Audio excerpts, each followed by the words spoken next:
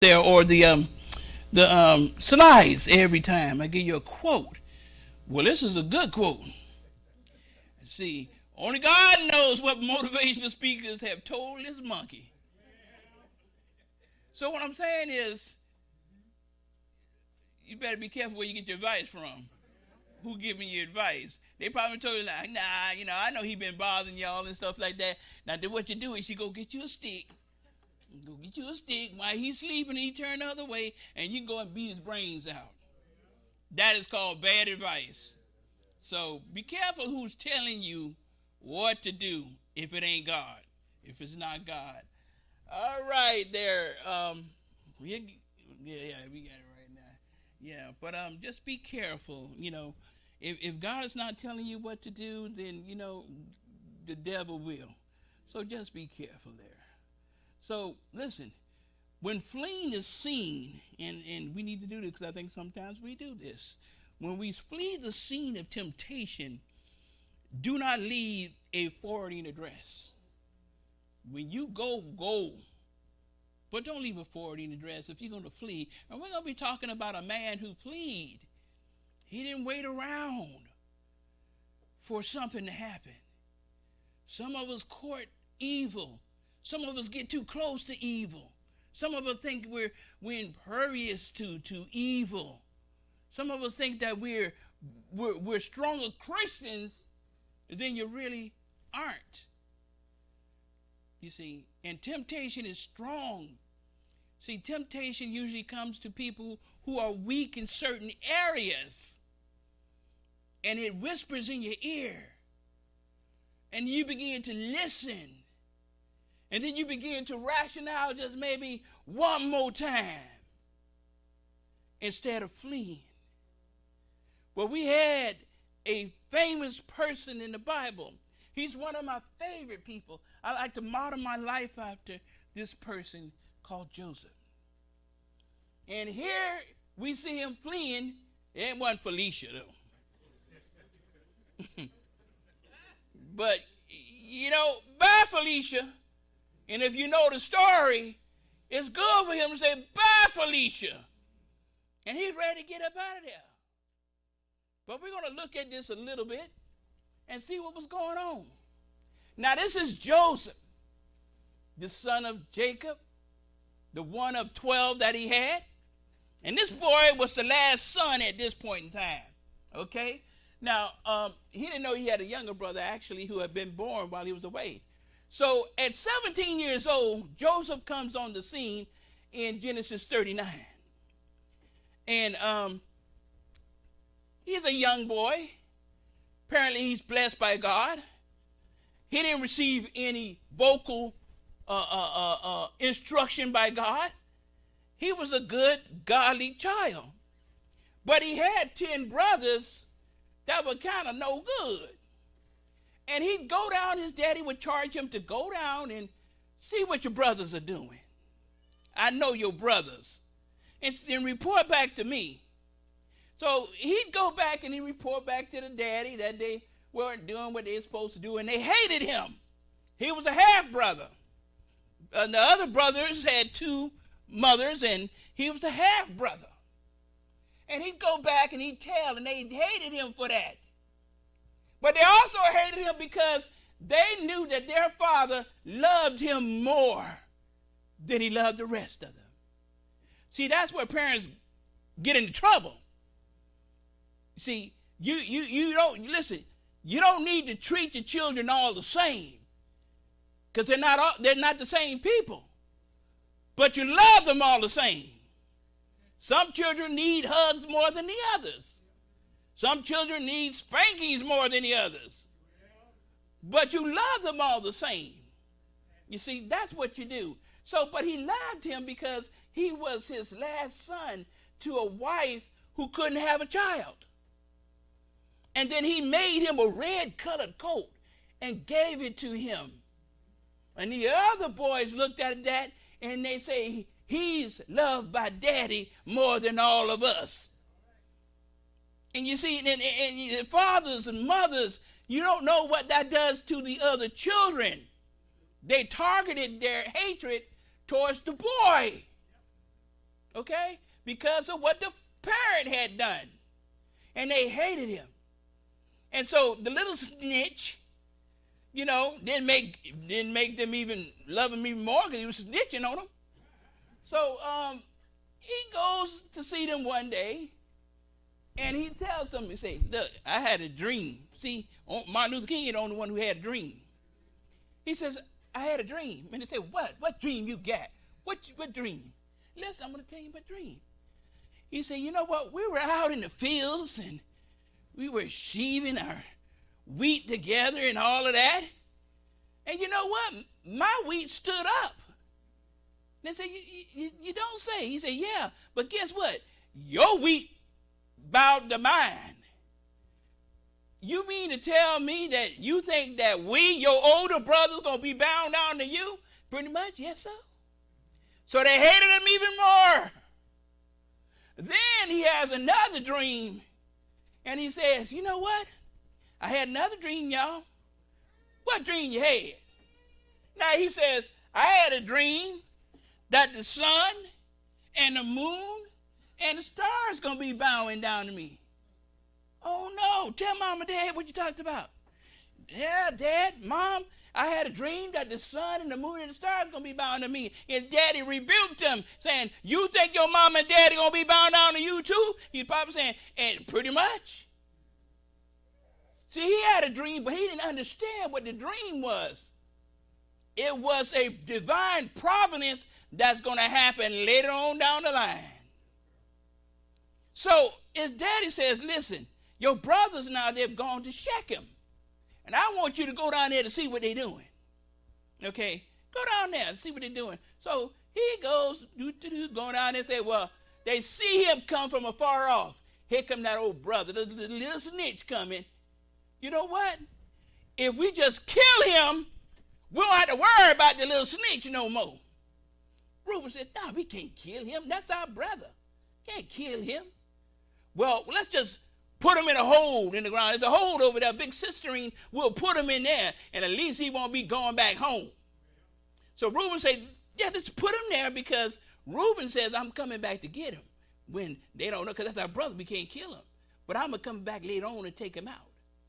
So they put him in the cistern in the hole there. They put him in there, and Reuben goes away, and then later on, they come back to it. And they see some Ishmaelites come, some Ishmaelite traders. And they say, you know what? Judah said, we can't kill him. That's our brother. You don't want to kill our brother. And no, we don't want no blood on our hands. So we'll sell him to the Ishmaelites, which are the cousins of the Israelites. You remember Abraham was trying to have a son, but he didn't. But his wife Sarah couldn't have a child, and so she went into the one of the women there. Yeah, one of the Hagar, and she had who? Ishmael, and he would become the tribe of the Ishmaelites, start the tribe of Ishmaelites. So they related. So as a group of Midianites within that group came along, they sold him to the Midianites, and he ended up being sold to the house of Potiphar, an official of the Roman Pharaoh, not the Pharaoh, but the Roman governor. And so he's sold to that house. He goes into the house, and it seems like everything that he did was a success, because the Bible said that the Lord was with him. So understand this. Even though you might be going through some troubles, doesn't mean that the Lord has abandoned you. Everything in your life can't be sweet cherry creams and strawberries. You got to go through some things in your life.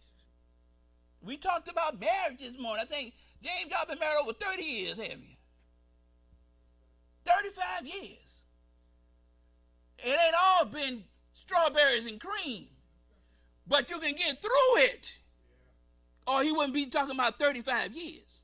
Because why? Because the Lord is still with you. He's still with you. You might have some financial trouble, but that don't mean you leave the church. That just means you get closer to God and work your money right. Stop buying stuff you don't need.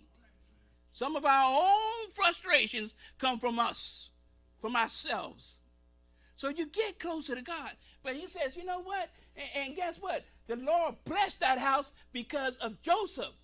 But the thing about it is that Potiphar saw it too. Potiphar saw that the Lord blessed the house because of Joseph. And this is also what I want to tell you too.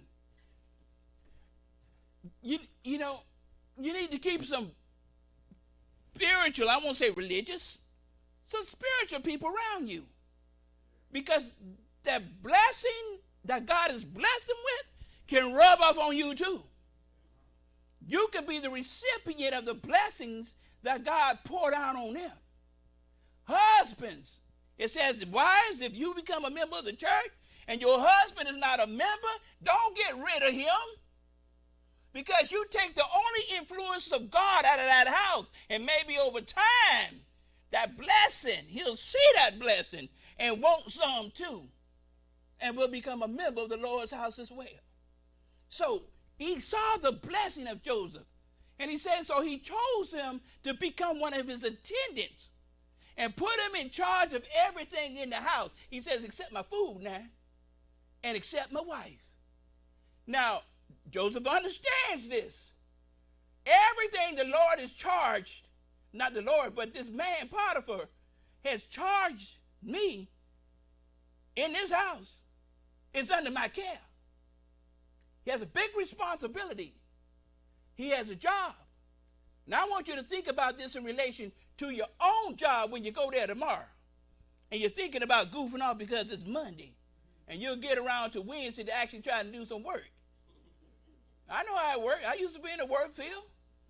Monday, you ain't going to want to do nothing. Tuesday, you might put something on your desk. Wednesday, you look at it. Thursday, you get ready to close it up. And Friday, you sure ain't going to do nothing if you come to work. But listen, everything in that house, all of his affairs were left to him. And he's this kind of person that says, I'm going to do my job, and I'm going to do it right. Remember, the Lord's watching him. He really don't know it, but the Lord's watching him. So you got to be good even when the Lord, your boss or whoever's not standing there in front of you. Do your work. You want to get paid for all the work you do, do the work. I know how we are. I worked over at the VA. And I see how many breaks they take. I think you're supposed to only get 2 15-minute breaks. And they going outside to smoke. I say, you know what? These people come out here to smoke. I don't think you're supposed to take a 15-minute break and break it down in 5-minute increments. So it just told me that they weren't working. When I became a supervisor, I'd go out and see my employees. And when I'm far away, I could see them better because it was on a hill. And they'd be talking. They weren't supposed to be talking. They're supposed to be doing their work. I had about 100 of them. And when they see my car coming, they scatter like roaches. Because I know they ain't working. And then they want to come up when I pull up to them and say, how you doing? Well, you know, I already said they wasn't working. But they want to get paid the same amount. So you want to work for the Lord and you want to goof off for the Lord, but then you still want to go to heaven? You're supposed to get the whole amount? And some ain't even working for the Lord, but you want to go to heaven. It don't work that way. So he gets into Potiphar's house. Let's go ahead and read this. Now Joseph, look here, was well built, and he was handsome.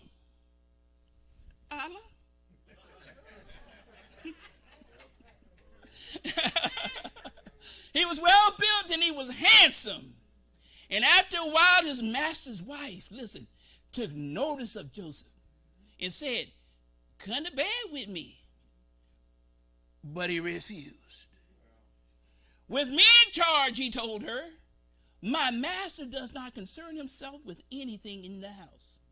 Everything he owns, he has entrusted to my care. Does your boss rely on you that much?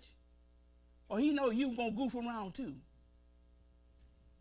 And though she spoke to Joseph day after day, he refused to go to bed with her or even be with her.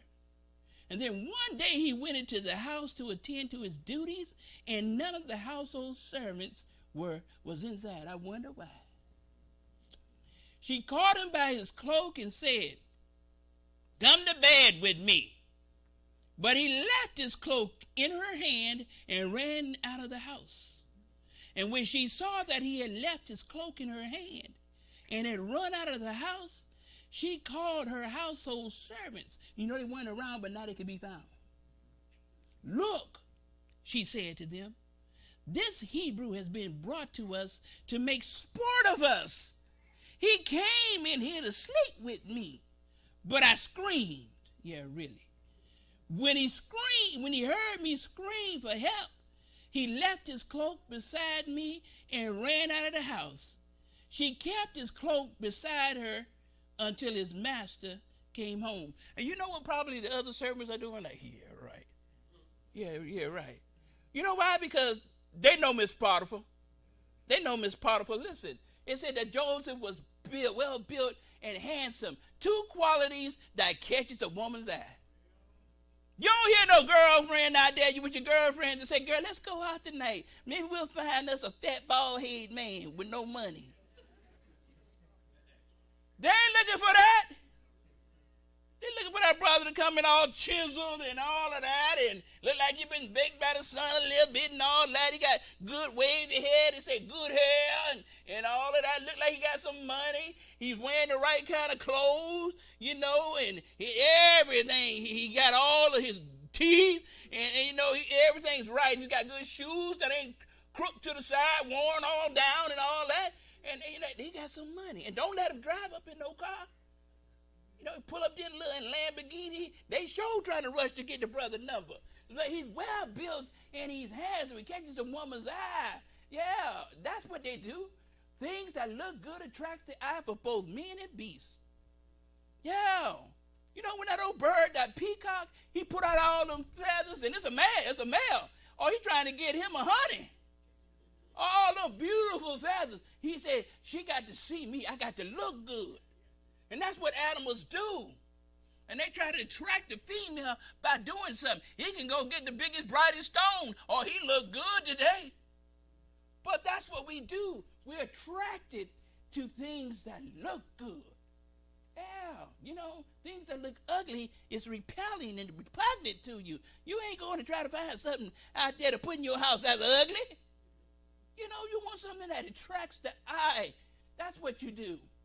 The fruit from the tree of the knowledge of good and evil, it said it was pleasant to the eyes. Matter of fact, when God put the trees in the garden, he says that all of the trees were good for fruit, and all of them were pleasant to the eyes.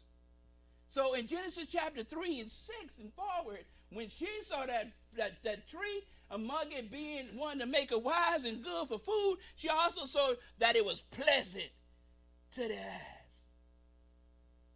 It attracts. That's what it does. And guess what else attracts? There's some things that will kill you that are attractive.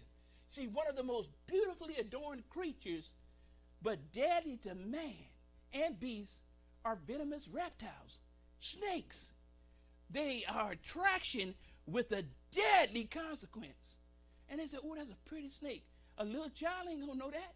That's a pretty worm, a big worm too. And they go out there to try to pick that coral snake up or that rattlesnake up, and it's a deadly consequences if they don't get aid immediately. So that's what we want, something that we're attracted to. You know, that one thing that we all attracted to, even though it all looks the same, is that money. You see, we don't care nothing about how green it looks. We care about the number on that money. That's a big attraction. Some of the deadliest people have been beautiful people. See, because we get lost in the sense of the person's beauty and don't know their motives, and their motives is to kill you. All them women was falling for Ted Bundy because he looked good.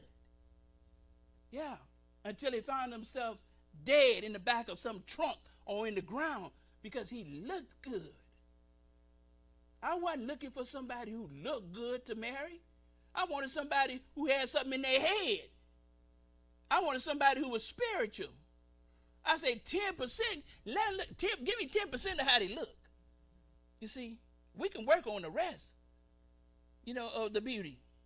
But 10%, because that wasn't important to me. I wanted to know if God was your father.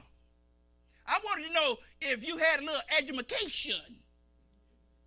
You see, that's what I wanted to know. I wanted to know if you could laugh, if you were humorous. I wanted to know all that other stuff. Now, don't get me wrong. I wanted you to be at least attractive. Both of us can't look like we come from Frankenstein Hill. At least when you walk with me, make me look good too. But she didn't have to worry about that with me.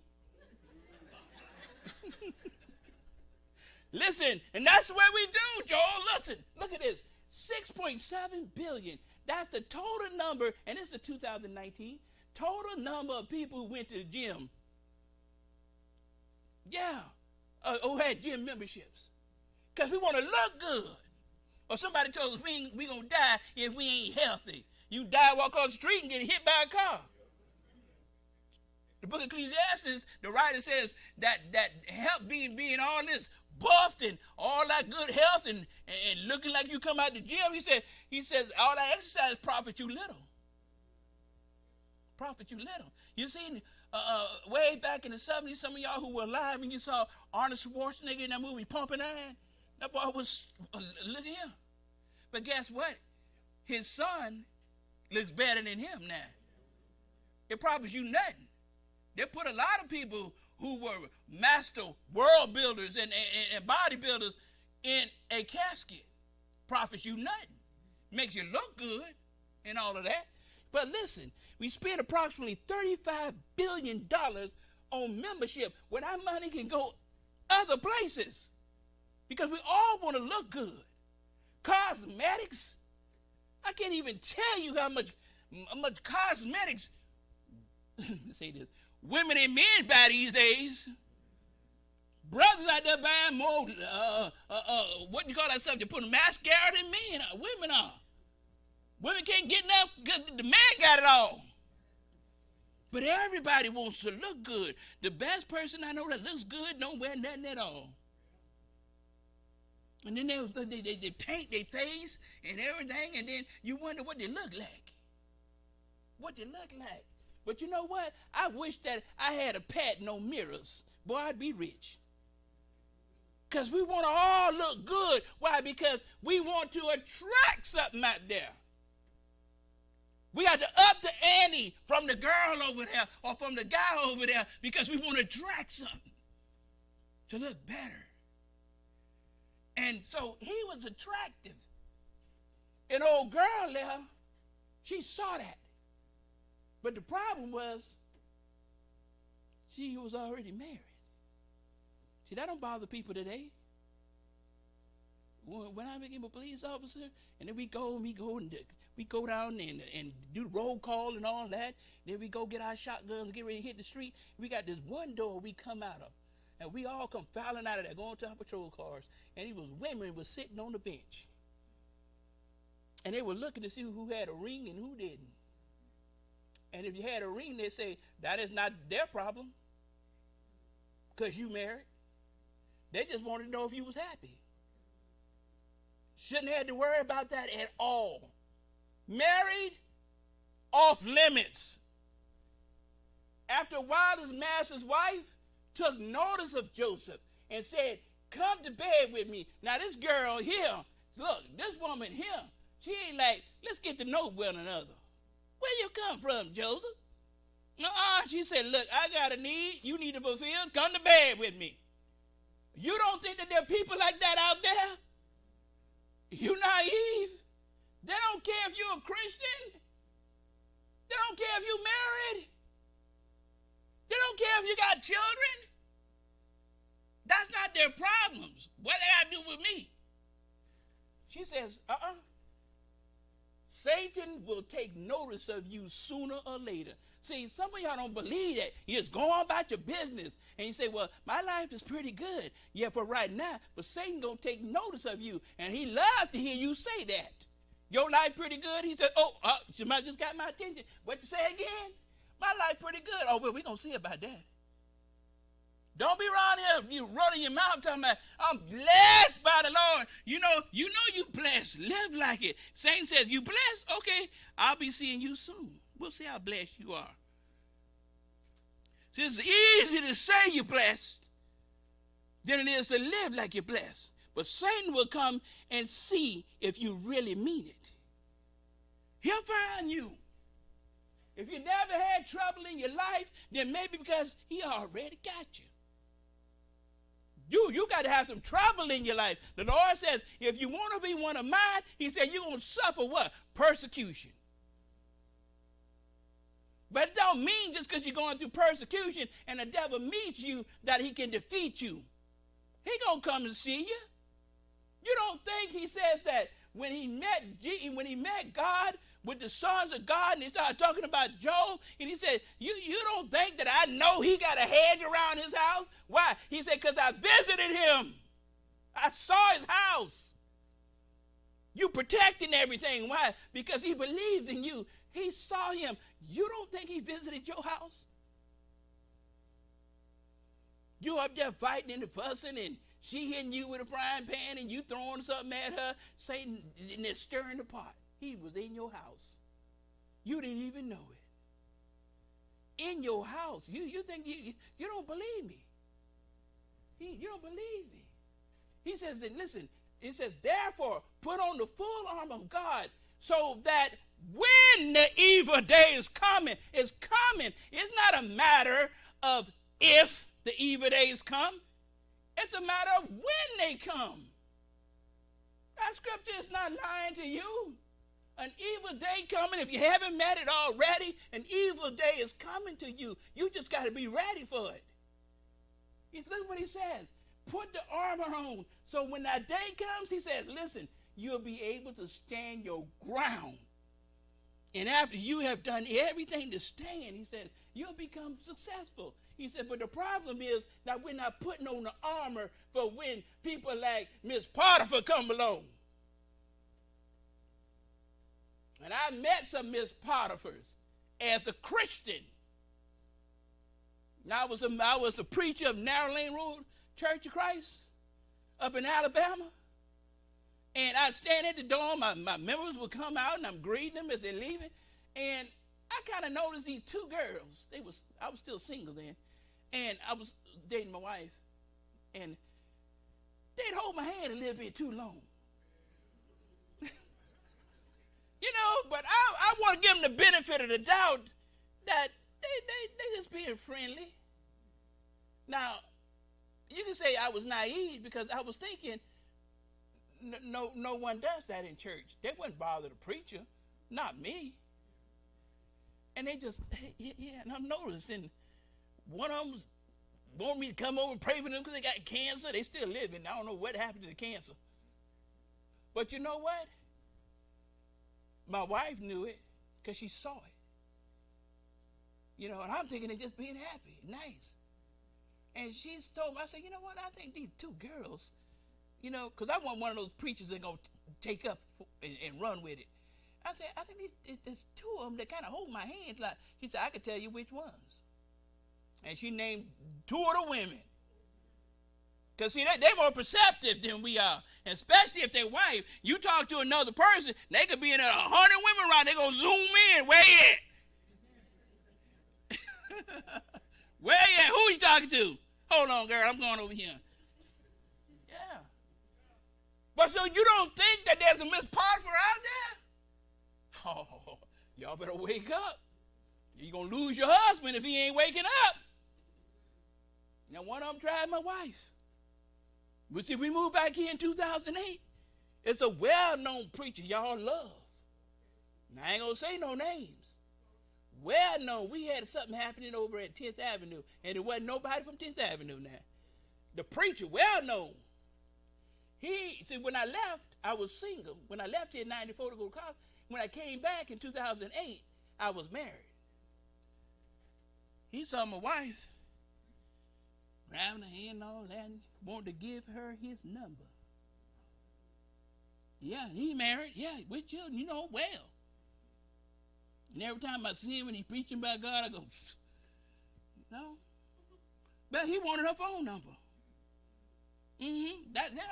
See, there are Mrs. Potiphar's out there and Mr. Potiphar's. See, Miss Potiphar was an immoral woman. See, she didn't love her husband because you don't do that when you're married. Try to sleep with some other man. You don't do that. And vice versa. You don't do that if you love your spouse. So let the wives be to their own husbands in everything. And I put the wives up here because we're talking about Miss Potiphar. In everything. And the Bible goes on to say, she didn't honor her marriage vows. Hebrews 13:4. Marriage should be honored by all, and the marriage bed kept pure, for God would judge the adulterer and all the sexually immoral. Keep your bed pure. Well, I didn't do anything not bad. That's not what he's talking about. It wasn't that his bed. You shouldn't be in nobody's bed but your own. With your own husband. We keeping it light. We got children in here. But you know what I mean. My parents always told me, listen, don't touch nothing that don't belong to you. But I found this. He said, well, that wasn't yours. Don't touch it. Leave it alone. Joseph, listen, probably weren't her first indiscretion. See, because if she got the nerve to do that, she probably been doing it before. You see, and here comes somebody along that, he ain't going to say nothing because she might have threatened him. If we sleep together, you better keep your mouth shut. Well, I find you some place to go you don't want to go. So he probably wasn't the first one. He's just probably the latest one.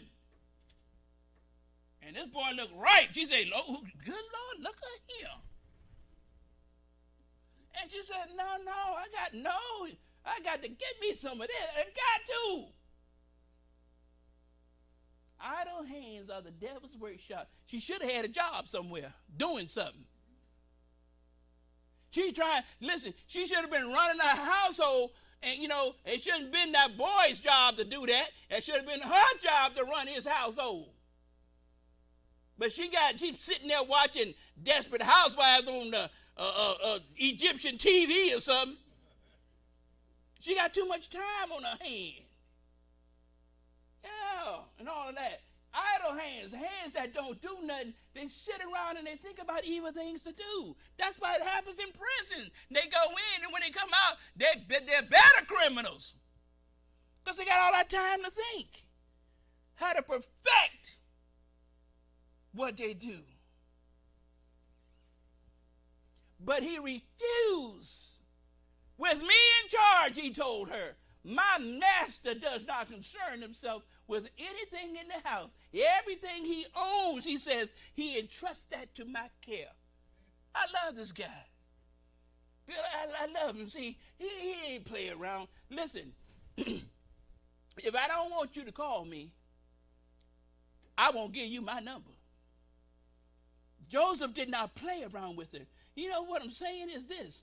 You see, when you're out there, you're in the mall or someplace like that, and you see, and the guys see some old girl that they like, and they say, hey, can I have your number? They don't say it like that. They say it other ways like that. Can I have your Instagram? No, whatever they say, your DMs or your digits.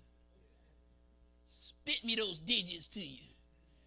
I don't know, they teach you to go to school to learn English, and they come up now and spit me those digits. Run me those numbers.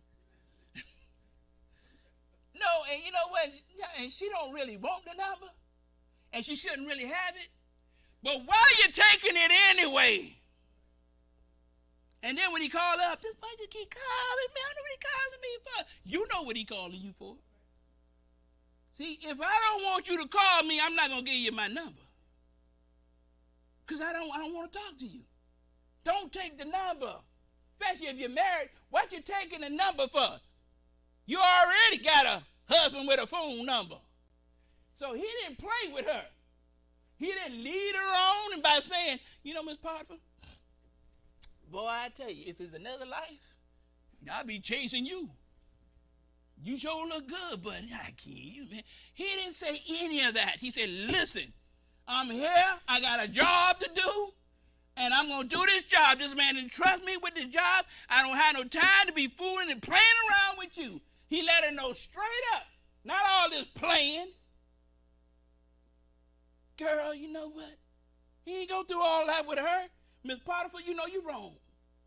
Now, I got stuff to do, and I'm trying to do it. And I can't be fooling around with you. He did not reciprocate her ill affections.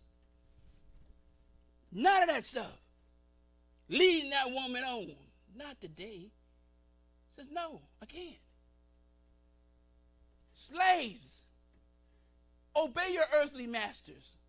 Employees, obey your earthly employers. In everything, and do it. Not, listen, not only when the eyes are on you.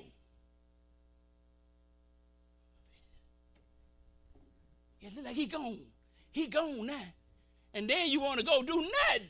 Get your phone out. I used to catch mine on the phone all the time. I said, put the phone away. I'm going to take it from you. On the phone. Looking at videos. Like, no. We can't do all that stuff. He says, listen, you need to work like the Lord is watching you. And some of us we don't even do the work like we're supposed to, cut corners and everything. But you want the same paycheck. Come late and want the same paycheck. But if you stay late, you want some more money. He says, and to curry their favor. He says, and don't do your work to curry their favor. You know, that's called them blank kissers. I don't want no favor out of the boss. None other than what I rightfully earned. I went from being a sergeant because my boss saw what I did, and I went from a sergeant to becoming a captain. And forget that lieutenant stuff. A captain and number 2 in the whole company because he saw what I did. Saw what I did. My work spoke for itself. He says, whatever you do, work at it with all your heart as working for the Lord. He knew who he was working for. He said, not for human masters, since you know that you will receive an inheritance from the Lord as a reward. You go down there to the human resource, they give you a job, you get the job and all that. Look, no people that give you a job, God gave you the job. God told that person, go ahead, favor him, give him a job. So you're working for the Lord. He said, it is the Lord Christ you are serving. Anyone who does wrong will be repaid for their wrongs, and there is no favoritism. He said, I'm going to repay you. I don't care who you are. That boy says, listen, I'm not going to do wrong. God says he's going to repay me back for that. God put me in this special position in this bad circumstance as a slave. I should be home with my daddy and my mama. But I'm here in a foreign country. But I'm going to do right because I know the Lord is watching over me. He's watching over me. He didn't know it. Now, this boy was on a mission that he did not know. And it was to save the people of Israel. Because there was a famine that was coming over the whole world. And if he had did wrong, he probably would not have made it, and millions of people would have starved. But he did what was right. I talk about Joel and Cassie sometimes because they're far away from home. But where they at today? Right here in church. Right here in church. You see, when you go away, do you still understand that you're taking the Lord with you? Get out there and you go to college and you go discover the world now, and nobody can't even get you to come to a Bible study or a prayer session. The child Jesus knew who he was working for in Luke 2 and 29. What did he say? This is what we need to say to people. Why are you going to church? You always run up there to that church.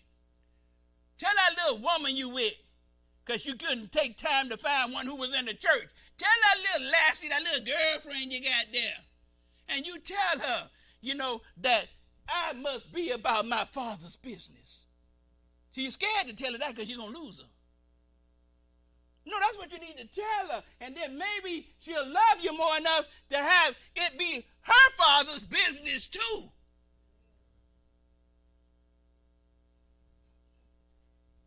My master has withheld nothing from me, listen, except you, woman. Why? Because you are his wife. I can't, ma'am. I can't. Why? Because I'm married. Oh, so? I ain't asking you to leave your wife.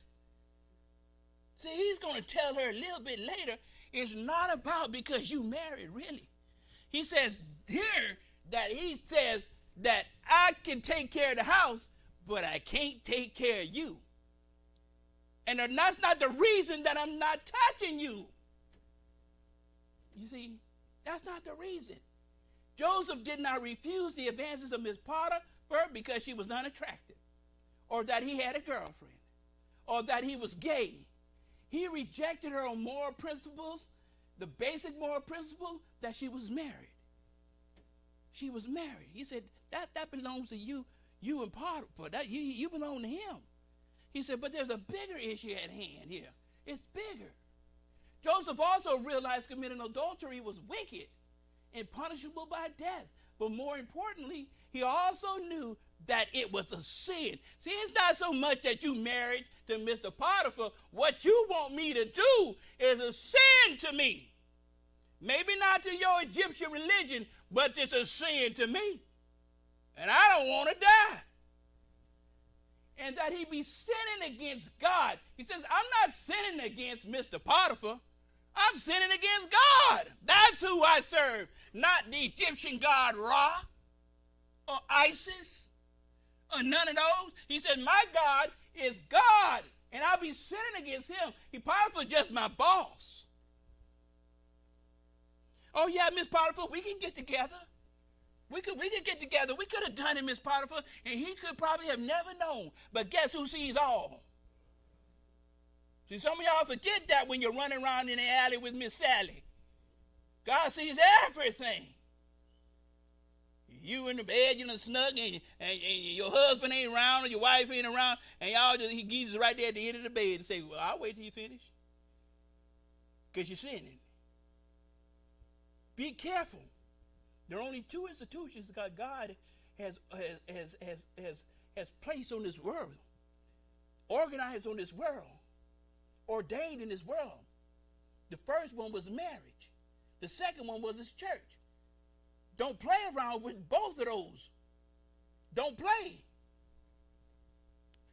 Although she spoke to Joseph day after day, he refused to go to bed with her or even be with her. Day after day. Sometimes that's what temptation does. Day after day. Joseph denied his flesh from the passion of lust. Romans 8, verses 13 through 15. For if you live according to the flesh, you will die. But if by the Spirit that you live, the Spirit you put to death the misdeeds of the body, you're going to live. See, you guys, listen. What he's saying is, it's going to be hard if you have not mortified the flesh to deny somebody like Miss Potiphar. I don't know how she looked. Don't matter to some men, only that she's a woman. But if you put to death the lust of the flesh, you won't be out there trying to find Miss Potiphar. Because I can guarantee you, if you have not put to death the misdeeds of the flesh, of the lust of the flesh, you will find Miss Potiphar. They're out there waiting for you. But you got to mortify the flesh means to put it to death, to kill it. Because if you don't, it wants to be fed. And it will be satiated. Listen, Miss Potiphar was one of those kind of women that you don't say no to. See, those who belong to Jesus Christ, another scripture here, have crucified the flesh with its passions and desires. Galatians 5:24. Joseph did not want to be in the same room with this woman. Abstain from all appearance of evil. 1 Thessalonians 5:22. One day, listen, we go on. See, listen, Miss Potiphar is one of those women that says that you can't say no to. There's some women who will not tell you no. You take no for an answer. One told me one time, I was a Christian, I said, I don't care what you say. She said, well, I'm going to tell you one thing. She said, I'm going to get you if it's the last thing I do. Yeah, that's what she told me, James. It was back in the 80s. I guess she still ain't got to the last thing yet. Listen, one day he went to the house to attend his duties, and none of the household servants went inside, because she probably come up there and say, he in there? Yeah, he in there. Y'all go on, take the day off. There's going to be something going on today. She said, called him by his cloak and said, come to bed with me. But he left his cloak in her hand and ran out. Miss Potiphar said, today, Jack. Ain't going to be no today. This it. And she went in that house with intentions, Ray, that this going to be the day. She probably had her best clothes on. Done up her face and all that. Sent to work home early. He inside. All right. It's going to be the day. But you know what? Old boy said, no, it ain't going to be today. I don't care how much you ask me. Today is not going to be today. Not today. Listen, we know some days temptation is worse than others. See, every day she kept messing with this man. See, sometimes you're tempted, you can work it out. But see, listen, the temptation this day put his hands on him. And some days worse, it put his hands on him. It was willing to do what it needed to do. And it's not today. See how sin's attack continue to be persistent even to the point of aggression. See, Satan attempted 3 times to make Christ fall to sin in the wilderness. It only could have took 1 time, but he tried 3 times. And God said, no. Jesus said, no. Now, how many Christians, how many of us would have just went on with Miss Potiphar? See, I don't want nobody to think that I ain't no man, that I'm gay and all that. You know, a man got to do what he got to do. Well, when you and Miss Potiphar there in hell, you can have each other because that's where you be going with her. No. Sometimes sin, it tempts you more than others, but you got to stay strong. Some people will not take no for an answer. The devil don't take no for an answer. He might be defeated today, but he'll come back at a more opportune time because he know your needs. Oh, you denied poor little me, you slave boy. Oh, this just ain't right. I'm Miss Potiphar. Miss Potiphar don't get everything you need. You don't get everything. And this boy says, not today. Resist the devil, and he will flee from you. James 4:7. Resist the devil. See, that's why sometimes you're all into sin. He said, because you're not resisting Satan. Satan comes around, and he's old slick with it. Hey, how you doing there? See, the first thing you need to say is, gone away from me. But I'm going to give you one better. Don't wait to resist the devil and flee. Flee anyway. I don't want to have to be fooling with the devil and then find out I need to flee. When I see the devil, we going separate ways. You run first. He got up out of there. History probably would have been a different story if he stayed and held conversation with that woman. Eve was supposed to be with her husband. I don't know where Slick Willie was and what he was doing.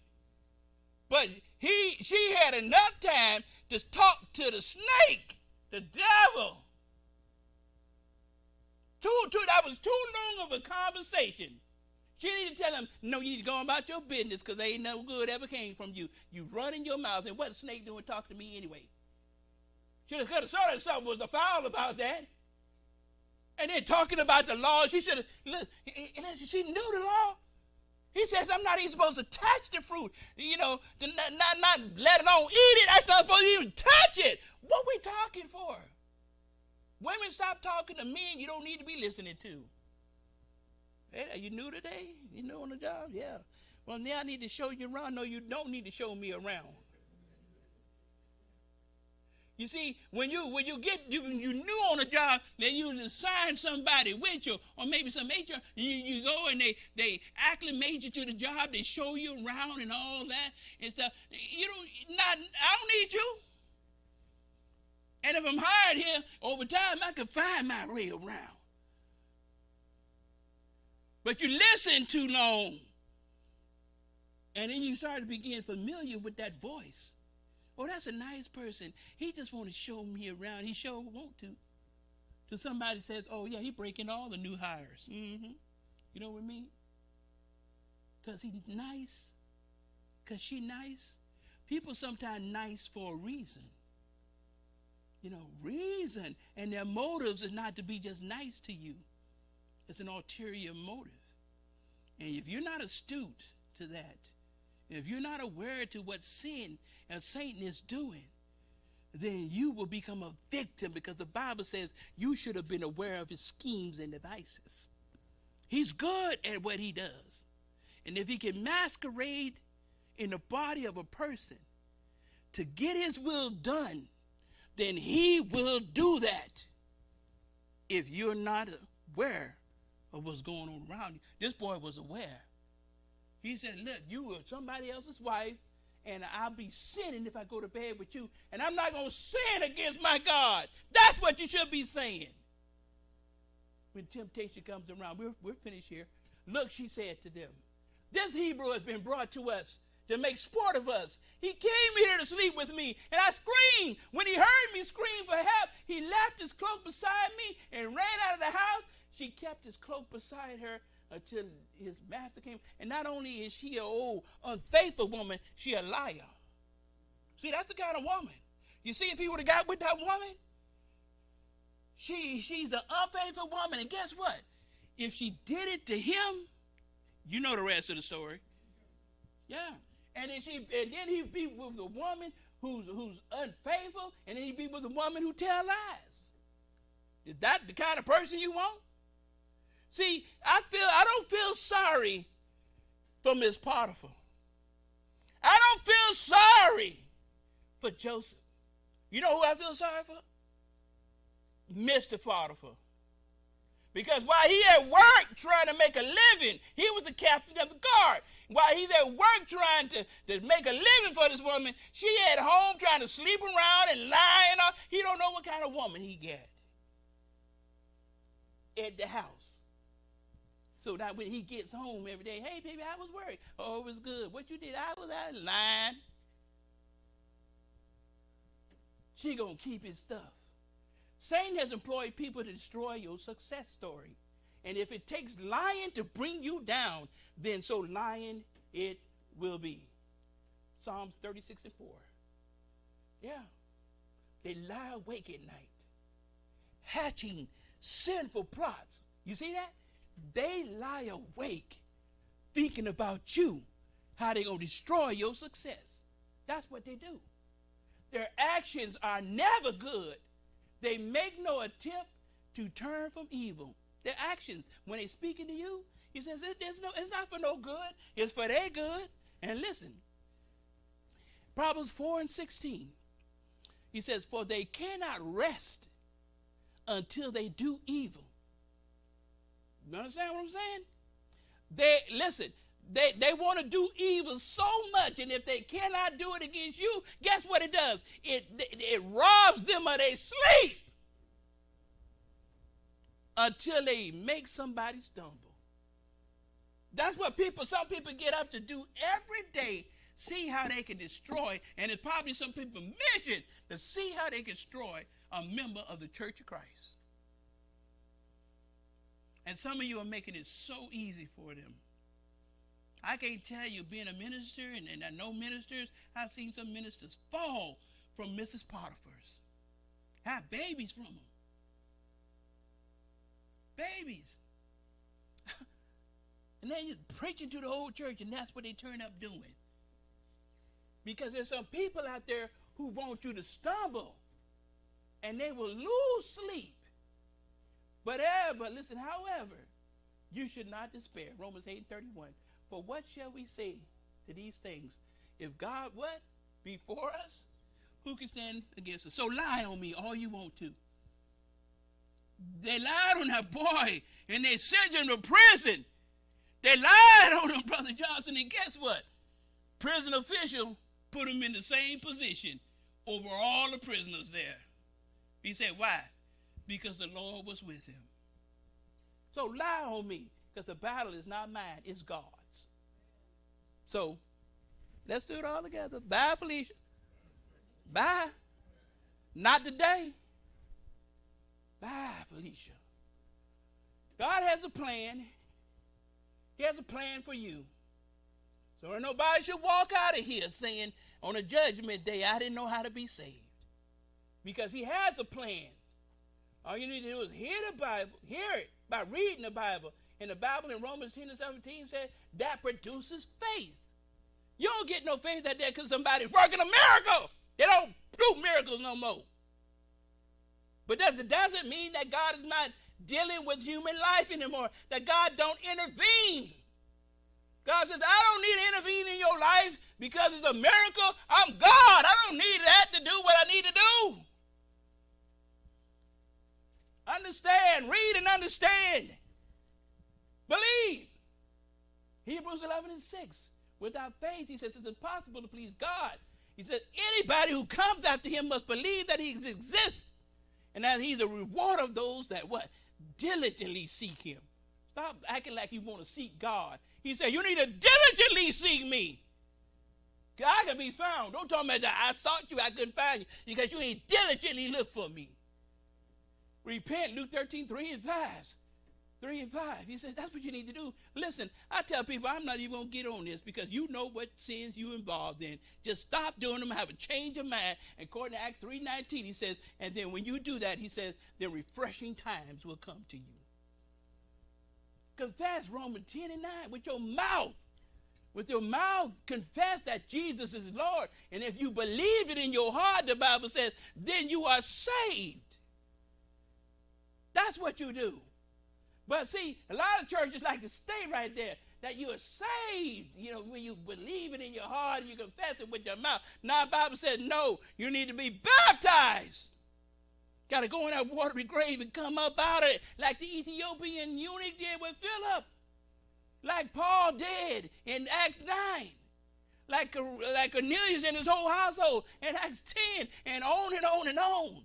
Acts 2:38, where 3,000. No, it's just an outward showing of some inward grace in you. That's the silliest thing I ever heard. When Christ says this needs to be done to fulfill all righteousness.